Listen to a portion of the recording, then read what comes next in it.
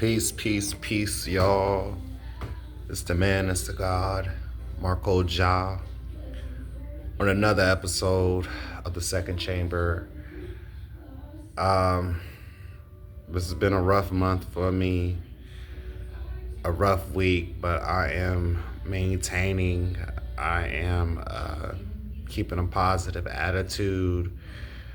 I have been mentally exhausted. It has been raining a lot in my city, in the Raleigh-Durham area, but I just want to tell y'all, like, I appreciate y'all for the views and everything. But let's get into it, y'all. This video is the part 2 of the unjust justice system that we are talking about, and as well the importance of Black Americans immigrating to other countries. I wouldn't really tell all Black people to immigrate out of America, but that's something that I pushed for.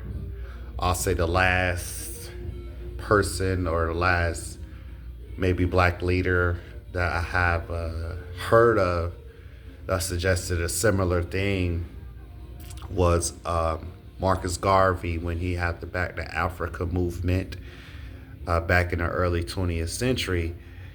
But the last video, I kind of got on more of the topic of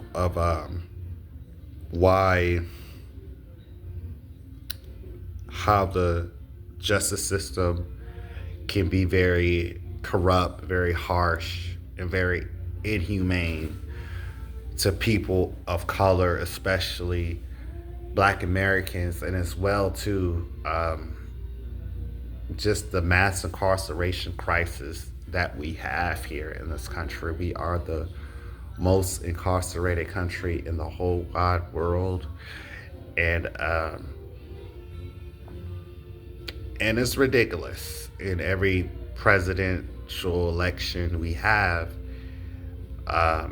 it's never mentioned the prison industrial system has been nothing but big business, and it's sad, and it's so much pitfalls, it's so much traps.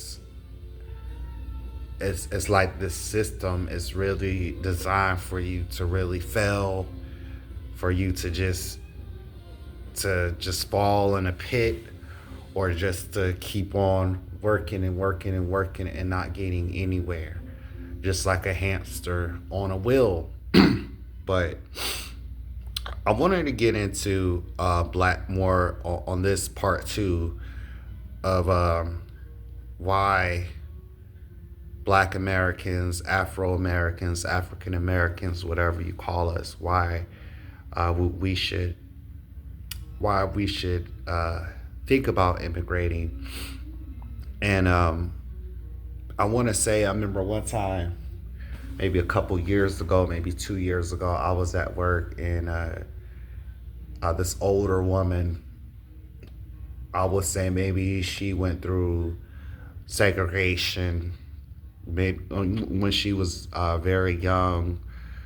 And I asked her, I was like, I just don't understand, like, why Black people back in the day, with all the things that they were going through with the Jim Crow laws and the segregation and everything, why they decided to still stay in this country. And she kind of said, well, this is our country too, and we didn't really have nowhere to go, and all this and all that, and it just kind of sounded more like a kind of an excuse to me, or just not like a well detailed answer back. But when you look throughout history and you see that groups of people who are oppressed, who were marginalized, who were mass incarceration, who were mass incarcerated, who were placed in ghettos. The word ghetto really comes from a Jewish word, because back in the day, uh, centuries ago, the Jews, the European Jews, were kicked out of 100+ different European countries, and the ones that did stayed were subjugated and placed in lower level poverty-stricken communities called the ghetto, and that's where that word comes from.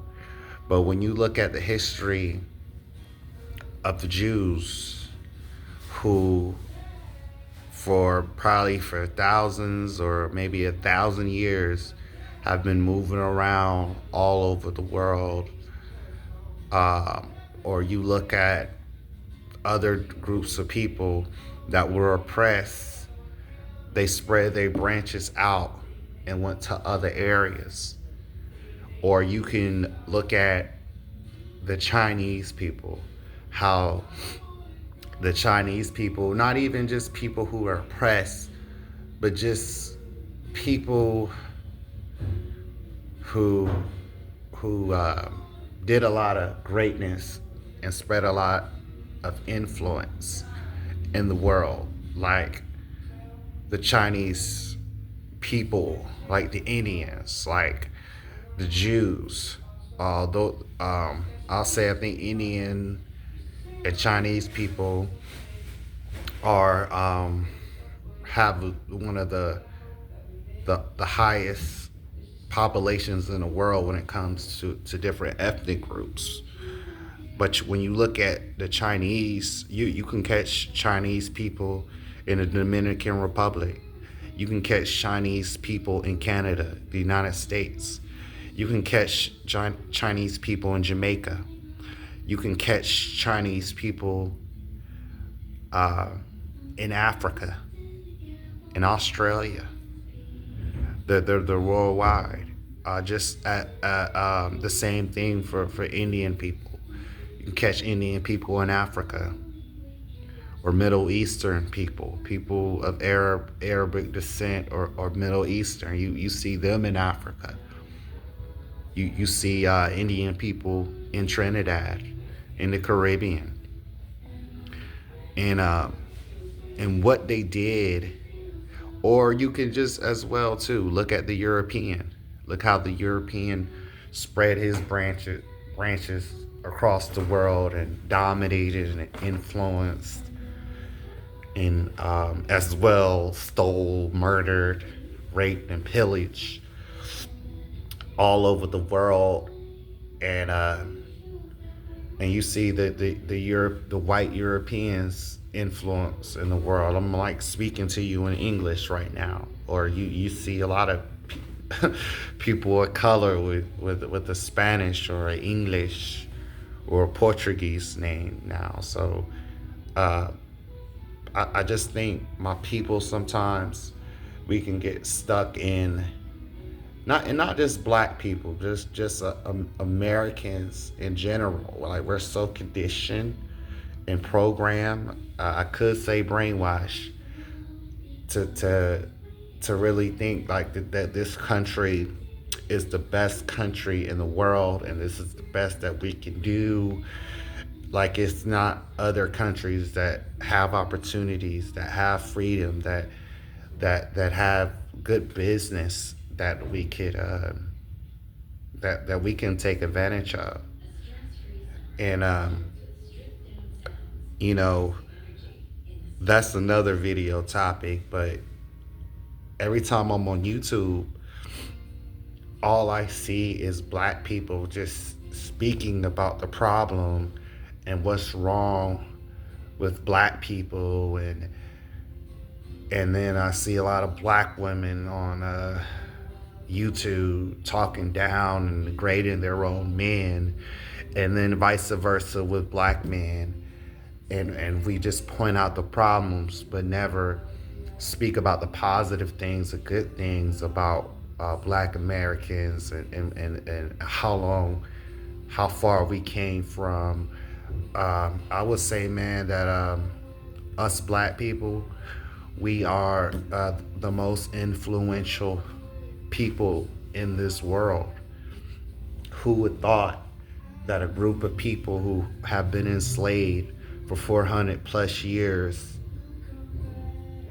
came out of the mud, had nothing, can be influential when it comes to music, when it comes to style, when it comes to business, you know, when it comes to inventing things, you know, that are useful today. Uh, we uh, we are very influential, and we really uh, we really get a bad rap from other groups of people as well, but as well we talk down on each other too much. When you look at other groups of people, they keep their dirt in their house. They don't. I seen this one Dominican Instagram influencer who's Dominican. I would just really consider her a Afro Latina, but she was just on Instagram talking about Dominican men, and she's Dominican herself. But you know, someone who's raised right, someone who comes from a tight knit community doesn't discredit and disgrace and make their men look bad in public or online or to the world. We could do a better job of that as a group of people, of keeping our dirt, our drama away from other people. But maybe I'm getting a little off topic, or maybe I'm a little everywhere. But, the world is ours. The sky's the limit with us. I don't think all Black people should immigrate. All Black Americans, Afro Americans should immigrate. But I think people of skills, like a trade, people that are good with business, people that have a good business idea, people who are college educated, like doctors, lawyers, should really look into going overseas. And I want to as well to give credit to the Black people who Black people in America who have already got their feet wet and already are expats of other countries as well. But it's you'll be surprised if we spread our branches and go to other countries, that the world could be ours, and you'd be surprised other countries would give us a red carpet welcome. Right now, it's probably like a couple countries in Africa. I do know for sure Ghana says, hey, if you come back to Africa, which is kind of a law of return for us, just like how the Jews have a law of return of Israel. If we come back, we can be citizens of Ghana. It's not enough African Americans taking advantage of that. But I was at my mosque the other day, and my minister was speaking, and he was just basically saying, hey, just because if you leave America, I know it's bad here, just because you leave America, it's problems everywhere you go. So I'm not saying, hey, that some of us or all of us immigrating to another country is going to be the solution to all our problems. But um, with us immigrating, or some of us immigrating, it can give us more power, more influence, more connections, instead of us get you know giving all our money to this white dominated country. Instead of us working for years, working for 40, 50, 60 years, to a country that really doesn't really like us, really hate us, really trying to um, replace us with migrant workers, trying to make money off our incarceration, and giving us unfair sentencing when we commit crimes, or guilty or not guilty of crimes. Because I want to say, man, I'm 30, I'm 30 plus years old, man, and the things that I've seen in this life, man, and living in this country. Not to say, hey, I haven't never met any good white people. I just see that a lot of white people, I'll say maybe most, a good 60-40, really don't care for black people, really hate us. When they see us downtown, walking downtown Raleigh, they walk past us like we invisible. They don't want us living or being neighbors with them. When we go to jail or when we get jammed up, it's no humanity. It's cruel. It's harsh. They're locking up our teenagers and kids, and sentencing them as an adults. They're not letting up on us. And Martin Luther King has warned us about 60 years ago that he feared that he integrated us into a burning house. And I'm telling you, and you could take the warning, it's really going to get really bad in the future. It's really going to get really bad in the future. And I'm homeless right now, which I've already shared that to you. I'll say for a while I haven't really didn't want to share that in the past, because I wanted to keep my personal life to myself, but I want to be more open on this channel, because this is the second chamber. But but it's gonna get really bad in America in the future, and uh, in the next 5 to 6 years, 20 to 28, and beyond. You do not want to find yourself broke, homeless, because it's going to be harder and harder and harder to get out of being broke, uh, being low middle class, and getting to high middle class, or being poor to rich. It's just going to be the rich getting rich, and the poor is going to get more poor, and it's not even going to be a middle class. I say damn near almost every 6 months, a price on a product is going up. Food is going up almost damn near every 5 months. We have been warned by the Honorable Elijah Muhammad, may peace be upon him, that the America is going to fall. But a lot of us are stuck in ignorance. A lot of us still are stuck into thinking that, hey, this is the best that we can do. This is where it is. And me personally, I'm gonna let y'all go because this video has already been a little too long. But me personally, I want to move out of this country and give my citizenship up, so I don't have to pay American taxes no more. I would like to either move to Brazil, maybe Africa, maybe Dominican Republic, maybe Puerto Rico, even though Puerto Rico is the United States territory. Maybe thought about New Zealand.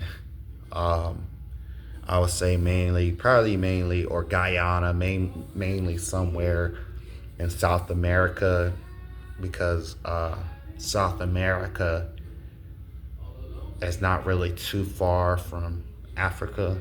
Like when you get on a boat or get on a plane, it's still a good distance. But I just I am for separation. I am for separation, but as well I am for reparations as well, too. So that's kind of what my personal, or what I want to do in the future. I would like maybe in the next 4 to 5 years, I'll be either in my late 30s or 40s. I'm sorry, I'll be either in my late 30s or be 40 something. That's what I would like to do, but I like to know what is y'all opinion on it. Y'all can comment, subscribe as well, or give me y'all thoughts of black people immigrating, because majority of us is here, man. But I'm gonna leave y'all, man. I'm gonna leave y'all. I want to say peace to all my gods and goddesses. Every day is war. Stay dangerous. Stay sharp. Study. Eat right. Don't think like this life is sweet. Don't think things are gonna get better because Trump is in the office. And don't leave your fate and your destiny in another man's hands. And think for your people. Think for yourself. Don't get caught up to the mind control and the programming that this government does to us, because really at the end of the day they really don't give a fuck about us, man. Even a lot of these, like, you think, even a lot of these white people out here, the government don't even care about their own people.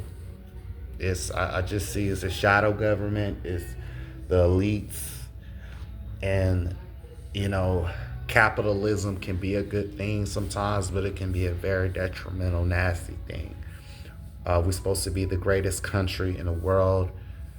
We're supposed to be the leader of the world in America, where it's still mad homeless people out here. It's still a lack of mental institutions and crazy people walking down the street. The crime is rampant. We have the mass incarceration. Just a lot of things. Women are walking around half naked, wearing bonnets on their heads. Too many single mothers, broken homes out here. Even though a lot of countries are poor in this world, you got the first world, you got second world and third world countries. At least some of these countries that are so called poor, like, have a good family structure. Not, at least some of these countries don't have all these additives and poison in their food, and every day eating fast food, or don't have an obese problem, and then when you go to these countries, it's nothing but money, it's nothing but opportunity. The women look better, the food is better, the weather is better. It's no racism at all. So just think on that note. I want to say peace to y'all. I love y'all guys. And there's more videos to come. I'm going to drop another video on my MarcoJah channel. Another monologue tape is coming. And I'm out. Peace. I love y'all.